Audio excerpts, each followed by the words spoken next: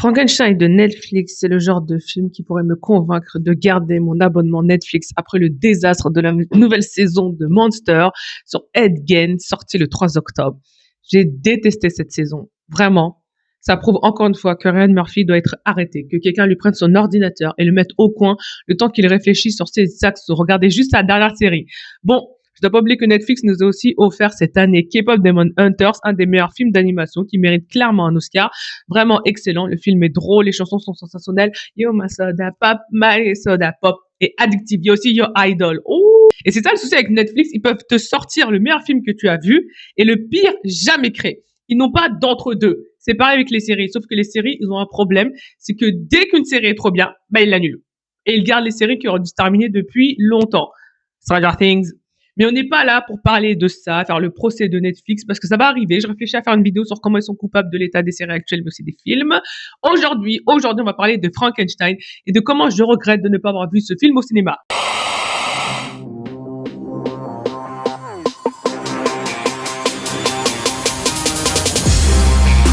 L'œuvre originale qui s'appelle Frankenstein ou le Prométhée moderne a été rédigée par Mary Shelley. Prométhée, c'est un titan dans la mythologie gréco-romaine connu comme étant le prévoyant et célèbre pour avoir volé le feu aux dieux à Olympe et de l'avoir offert aux hommes. En 1816, Mary, son amoureux Percy Shelley, John Polidori et Lord Byron décident de se lancer dans un concours pour savoir qui d'entre eux pouvait écrire le meilleur livre d'horreur. Donc Mary se met au boulot, elle réfléchit et se met à imaginer un scientifique qui va créer la vie, mais il va être dégoûté de son œuvre. Elle publie son Frankenstein de manière anonyme en 1818, mais en 1831, une nouvelle version avec son nom sera publiée. On a rendu à Mary ce qui appartient à Mary. D'ailleurs, les gens ont voulu faire croire qu'en réalité, c'était Percy qui avait écrit Frankenstein. Ça leur faisait trop mal au cœur que ce soit une femme. Mais non, c'est bien Marie dans son cerveau qui a eu l'idée d'écrire son Victor Frankenstein, un obsédé de l'alchimie et des sciences modernes comme l'électricité. Il découvre pendant ses études une nouvelle façon de créer la vie en assemblant des ingrédients volés dans des bordels et des tombes fraîches. Il va utiliser tout ça pour créer une grande et grotesque créature avec des traits humains. Il n'y a pas de mots pour décrire la popularité de ce livre. C'est un des plus connus dans la littérature anglaise. L'humanité est obsédée par Frankenstein qui parle du danger du savoir, parce que le savoir est une arme, mais une arme reste une arme. Et ce danger, on le voit bien à travers le personnage de Victor, qui va trop loin dans son délire. Ça parle aussi du pouvoir de la nature et de son importance pour hommes et monstres, la monstruosité physique et morale. On doit répondre à la question qui est le véritable monstre ici, mais aussi de la famille, de la responsabilité parentale. C'est un mélange de gothisme, d'horreur, de science-fiction. Certains aiment dire que le livre était extrêmement moderne pour son temps. En fait, il était en avance sur son temps. Je vais être honnête, je n'étais pas vraiment intéressée par Frankenstein. On a eu combien d'adaptations de ce livre? J'ai le nombre. Vous êtes prêts pour le nombre ou pas? Il y aurait eu 433 films, 212 mini-films, 85 séries et 336 épisodes sur Frankenstein. Quand je vous disais que l'humanité était obsédée, je n'ai pas menti. Donc pourquoi j'ai regardé Frankenstein de Guillermo del Toro? Déjà parce que je respecte beaucoup Guillermo del Toro. Je trouve que le gars est un génie. Il a une créativité qui fait du bien et ce n'est pas la première fois qu'il s'attaque à un monstre. Son film La forme de l'eau a gagné Oscar. Non, Oscar Piastri.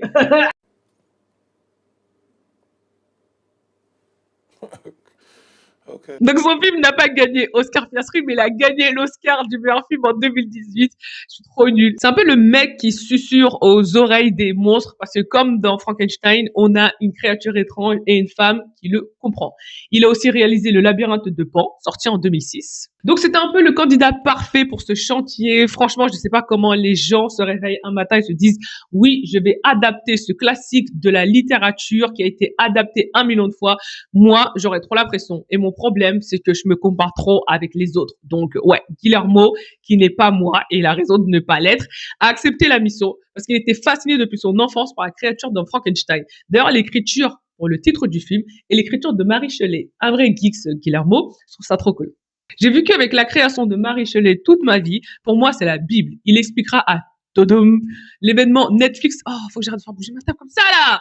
Donc, il dira qu'il a voulu en faire son propre truc et il a ajouté que nous sommes tous et toutes des créatures perdues et retrouvées. Donc, un jour après la sortie sur Netflix, j'étais dans mon lit et je me suis dit, allez, on va voir si on kiffe ou pas. Pendant plus de 2 heures, je suis restée scotchée devant mon écran. Je n'ai pas vu le temps passer. J'étais dans le monde de Frankenstein. Le film est un bijou. Il est magnifique. La cinématographie est folle. Vraiment, chaque scène mérite d'être dans un musée, mais pas le Louvre, sinon on pourrait voler. Ou tu as peur, n'aie pas peur. Je suis un ami, je ne te ferai pas de mal. Viens ici, viens à moi, assieds-toi à côté de moi, regarde-moi dans les yeux, tu me vois. Il y a aussi les costumes. Non, mais s'il vous plaît, je suis obligée de marquer une pause pour qu'on puisse analyser les costumes. Déjà, on va commencer avec cette robe de la mère de Victor Frankenstein, pardon. Le rouge est d'une beauté sans nom. Et d'ailleurs, la couleur a une grande importance tout au long du film. Vous savez, le rouge peut être vu comme la couleur du sang, ce qui donne la vie. La mère de Frankenstein portait souvent du rouge. Donc, ça peut faire référence à la personne par qui a débuté la folie de Victor et qui lui a donné la vie. À chacun son interprétation. À un moment, Elisabeth porte une coiffe rouge qui rappelle les roses rouges qui entourent la maman de Victor dans la scène de son enterrement. Elisabeth représente vraiment le cœur de ce film. Ça se voit avec les tenues qu'elle porte. Elle est les couleurs dans la vie de Victor, mais aussi de la créature. Regardez-moi ces détails. On a ensuite toutes les tenues portées donc par Elisabeth, jouée par Mia Goth, dont on va parler plus tard. Ce que j'aime par-dessus tout, c'est les couleurs. Kate Hawley, à la costumière du film, nous a offert un beau plateau de couleurs qui se marie super bien avec les couleurs du film, et c'est fait exprès, car chacune de ces tenues avait un lien avec la botanique et le monde naturel, en plus d'avoir un lien avec la créature, vous savez, avec la robe de mariée qui fait écho à un squelette. Et ce n'est pas moi qui le dis, mais c'est Kate. Bref, Oscar du meilleur costume pour cette femme et son équipe, s'il vous plaît, j'ai voté. Le casting est aussi ce qui m'a attiré, à commencer par Oscar Isaac. C'est celui avec lequel j'étais le plus familier parce que j'ai vu Star Wars, je suis une femme de goût, même si les derniers étaient mais alors très nazes, surtout le dernier. Je pense que les scénaristes détestent Star Wars encore plus que les haters de Star Wars. Je vois pas d'autre explication pour faire un film aussi mauvais. Ça va pas ou quoi? Donc Oscar y a joué Poe Dameron. Il était aussi dans Moon Knight sur Disney+. Et il était vraiment excellent dedans. Il a joué dans Dune. Bref, beaucoup de mots juste pour dire que je kiffe Oscar Isaac. Il joue le rôle principal de Victor Frankenstein. Jacob Elordi, que j'ai découvert dans Euphoria, dans le rôle de l'horrible Nate. Nate, tu vas payer pour tes crimes. Attends, ne bouge pas. La police, elle arrive. J'étais pas du tout convaincu par ce casting. Genre, pourquoi vouloir de Jacob dans le film? Parce qu'il est grand et donc, genre, bravo pour ne pas être petit. Bah, franchement, je comprends. Je comprends pourquoi il a été casté. Je n'étais pas familière avec ses capacités. Pardon, Jacob. Pardon. Mia Goth est la véritable inconnue ici pour moi. Les gens chantent tellement ses louanges sur les réseaux. C'est la reine du style gothique. En plus, ma famille va super bien avec. Je trouve ça trop drôle. Donc, j'avais beaucoup d'attentes pour elle et elle ne m'a pas déçue. Le casting, en d'autres termes, est une réussite. La chimie entre les personnages principaux est un plaisir pour les yeux. C'est tellement immersif parce que on a l'impression de faire partie de cette famille dysfonctionnelle. Je sais pas pourquoi j'ai bugué comme ça. On en oublie, pardon, que c'est un film. J'aime beaucoup quand un film me fait oublier que c'est un film et me donne plus l'impression d'être témoin d'une histoire. Je sais pas si vous voyez ce que je veux dire. Dans cette nouvelle version, le film est divisé en 3 parties. On a un prologue où tout commence sur un navire pris au piège dans le pôle Nord. Après une explosion, l'équipage de ce bateau tombe sur Victor Frankenstein, qui est dans un sale état. Il est recueilli à bord du bateau, mais une créature effrayante qui n'a jamais raté une séance de sport débarque et veut Victor. La créature, en plus, elle est increvable. L'équipage parvient à s'en débarrasser, mais Victor, qui sait qu'elle va revenir, commence à raconter son histoire. C'est genre Père Castor, tu vois. J'ai trouvé cette première partie solide et bien rythmée. Ça a tout de suite attiré, vous savez, ma curiosité m'a donné envie de tout savoir sur cette situation. Genre, dis-moi tout, Victor. Comment tu en es arrivé là? Qui est cette créature qui te court après? La seconde partie est donc l'histoire de Victor, son histoire de créateur, de la créature. On y apprend que Victor Frankenstein a eu une enfance un peu compliquée, il était très proche de sa mère avant son décès, et il en a toujours voulu à son père pour la disparition de sa mère, parce que son père, Léopold, est un médecin. Il est censé être un des meilleurs, mais il a échoué aux yeux de Victor. Il n'a pas pu sauver sa mère. Donc Victor se jure de ne jamais échouer et devient obsédé par l'idée de combattre la mort. Mais n'importe quoi, toi. Niveau Zanda, est-ce que tu peux tchatcher comme moi je tchatche? Je roucoule, je broie la langue de Molière. Il devient un chirurgien brillant qui fait des expériences archi problématiques, blasphématoires même. On voit déjà les débuts de sa folie qui s'installe et cette obsession qui va causer sa perte. Ça va empirer quand un riche marchand d'armes s'intéresse à son travail et veut le financer. Donc, Victor s'y donne corps et âme, construit son laboratoire avec son petit frère qui est fiancé à la magnifique Elisabeth, qui est aussi la nièce d'Henrik Harlander, le riche marchand marchand d'armes. Victor va tomber amoureux d'Elisabeth, qui ne l'aime pas du tout. Elle ne va pas se laisser manipuler par lui et elle a raison. Le personnage est détestable, il est arrogant et veut être plus royaliste que le roi, meilleur que son père, tout ça pour devenir pire que lui. Victor va passer le plus clair de son temps sur sa future création dans son laboratoire avec l'autre riche qui lui met une pression énorme pour qu'il termine rapidement ce projet pour des raisons égoïstes. Choquant, je sais, un marchand d'armes est égoïste. Et enfin, Victor donne vie à sa créature. Bon, il n'a pas dit sa fameuse phrase « c'est vivant », donc dommage. La créature est née et son premier mot sera Victor. Donc Victor Frankenstein est le repère père d'un enfant de 2 mètres et beaucoup de kilos de muscles. Victor, au départ, il est en extase devant la créature, il est fier de lui. Cette créature, c'est la personnification de sa réussite.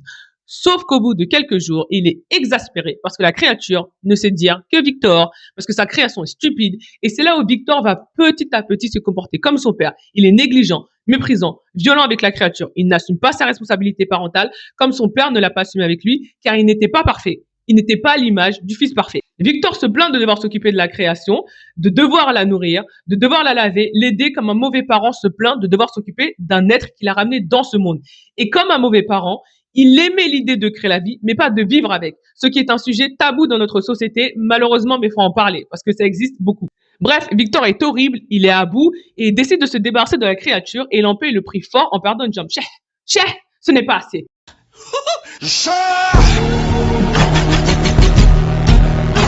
Il veut reprendre le contrôle de sa vie et laisser derrière cette abomination qui le dégoûte. Mais la créature survit, et c'est là que se termine la version de Victor, puis commence celle de la créature qui a atteint le bateau. L'histoire de la créature est pour moi la meilleure partie du film. J'ai tellement pleuré.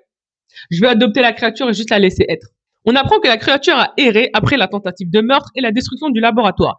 Elle va se cacher dans la grange d'une famille et les espionner, mais aussi les aider. Il va apprendre à lire dans cette grange et se lier d'amitié avec le grand-père qui est aveugle et donc qui est le seul en dehors d'Elisabeth à ne pas porter un jugement de valeur sur le physique de la créature. La créature apprend qui elle est. Évidemment, elle est dévastée. Qui ne le saurait pas si tu apprends que demain, tu es un macramé de plusieurs êtres humains, le projet d'un fou furieux qui a voulu jouer à être Dieu, blasphémie, horreur. Malheureusement, le grand-père, devenu l'ami de la créature, décède et la créature est accusée du meurtre. Il est obligé de fuir et rebelote. Il se retrouve encore une fois tout seul. My Shaila! Oh my God, my Sheila. On retrouve bien les thèmes de solitude et du pouvoir de la nature dans cette partie-là parce que la créature est toute seule, elle n'a personne à ses côtés, même son créateur qui aurait dû rester avec elle, qui aurait dû l'accepter telle qu'elle est car c'est Victor qui a fait de cette créature ce qu'elle est, ben non, elle a été rejetée par celui qui n'aurait jamais dû lui causer du tort volontairement. Donc la créature ne vit pas la solitude, elle est la solitude. Elle est aussi en paix dans la nature. Les animaux, n'ont pas peur de cette créature. Il y a aussi le thème de la violence nécessaire. En fait, c'est l'idée selon laquelle que la haine n'engendre pas forcément la violence parce que le chasseur va tuer le loup non pas par haine mais par nécessité. De même que le loup va tuer le mouton et ainsi de suite. C'est le cycle de la vie. Personne ne peut y échapper. Donc la créature qui en a marre d'être célibataire a donc pour mission de retrouver Victor et comme dans le livre, elle exige que Victor lui donne une compagne, une créature femme. Sauf que dans le livre, Frankenstein accepte mais se stoppe en plein milieu de son travail. Là, dans le film, il dit clairement non, c'est hors de question que vous procréez parce que l'eugénisme, c'est drôle. Et là, la créature va sortir pour moi une des phrases les plus magnifiques et violentes du film en lui disant I'm obscene to you, but to myself, I'm simply I'm. Je suis obscène pour toi, mais pour moi-même, je suis simplement. Et je trouve ça d'une beauté parce que ça fait tellement écho au fait que le réel monstre ici, c'est Victor Frankenstein. C'est à cause de lui, tout ça. Mais c'est aussi un bon rappel concernant les standards de beauté parce que c'est genre un matin, on s'est réveillé dans une société où il fallait remplir des critères pour être acceptable et accepté. Alors qu'on est juste nous. On n'a pas demandé à être là. On n'a pas demandé à ressembler à ça. On est ce que notre créateur a décidé qu'on sera et maintenant on doit en souffrir. Il y a une vraie forme d'injustice dans tout ça, d'égoïsme de la part de Victor qui va punir la créature pour absolument rien. Victor ne va faire qu'accuser la créature de tous ses maux, encore une fois comme un parent qui a une vie ratée et va blâmer ses enfants pour ça. La créature promet de ne jamais laisser de répit à Victor et de devenir son maître. Elle est 2 fois plus puissante que Victor, plus grande, plus rapide. Bref, Victor, tu es dans le caca, cours. Je sais où tu te caches! Vraiment, si Victor n'a plus d'ennemis, c'est que je ne suis plus là. S'il a 100, j'en fais partie. Et s'il ne lui reste qu'un, c'est moi. Tout est de sa faute. Toute cette souffrance aurait pu ne pas exister s'il n'avait pas décidé de faire son Ozymandias avec son ego surdimensionné et ses traumas d'enfance. Va voir un thérapeute au lieu de donner la vie. Là va commencer une chasse à l'homme. Les deux ne vont faire que se courir après jusqu'à ce que Victor succombe à ses blessures sur le bateau. Je vais être très honnête, je n'ai pas été fan de la fin. Victor n'a pas assez souffert. Créature pardonne Victor. Quelle horreur, c'est ça la vraie monstruosité dans cette œuvre, c'est ça la vraie monstruosité dans ce film. Je trouve que la fin a fait un peu retomber le film, genre on partait sur une vraie intensité, puis bah non, ils ont changé d'avis. Ce que j'ai aimé par contre, c'est que c'est une belle célébration de la vie, c'est l'idée qu'on est là, donc autant vivre, même si ça ne résout pas le problème des femmes sur le plateau. La créature a l'air d'avoir accepté son immortelle solitude, et quitte le bateau. La fin est aigre-douce. J'ai pas d'autre terme, donc je vais dire c'est la sauce aigre-douce. C'est une belle fin pour la créature, mais tellement injuste. Elle méritait mieux.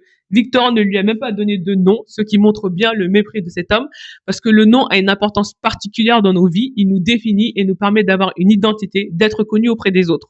C'est une chose qui nous appartient, et d'ailleurs, quand la créature répète le prénom de Victor, ça montre bien qu'il ne connaît rien d'autre que Victor, que son monde, c'est Victor, la chose la plus importante pour lui. Ensuite est venue Elisabeth, la seule qui a compris la créature, même si, encore une fois, je ne suis pas fan de la relation entre Elisabeth et la créature, je la trouve sous-développée et pas des plus intéressantes. Elle ne l'est que quand on compare la relation entre Victor et la créature, sinon... Le film était excellent. Jacob Elordi est mon véritable coup de cœur dans le rôle de la créature. Ça ne m'étonnerait pas que le film ou le casting se retrouve dans les nominations des Oscars avec Sinner. Sinon, j'ai déjà acheté le livre pour le lire. J'ai tellement hâte de découvrir la version originale. J'ai vu qu'il y a des gens qui ont dit que cette version-là, cette adaptation-là de Guillermo del Toro ne respectait pas vraiment l'identité du livre. Donc, j'ai envie de voir ça. Et peut-être que je vais refaire une vidéo pour vous en parler. Ça sera juste sur les réseaux sociaux. Je ne sais pas. Voilà, c'est tout pour moi. Je suis sûre que j'ai oublié pas mal de trucs. Au lieu de le pointer, mettez-le directement en commentaire pour que tout le monde puisse en bénéficier. Ça serait bien. Pour ceux et celles qui ont vu le film, vous en avez pensé quoi? Si vous aimez ce genre de vidéo, c'est la première fois que j'en fais. Ayez, s'il vous plaît, de la patience et de l'indulgence. Dites-le moi en commentaire si vous en voulez plus. Vous vous abonnez, vous likez, vous partagez. Et en attendant la prochaine, prenez soin de vous. Bye!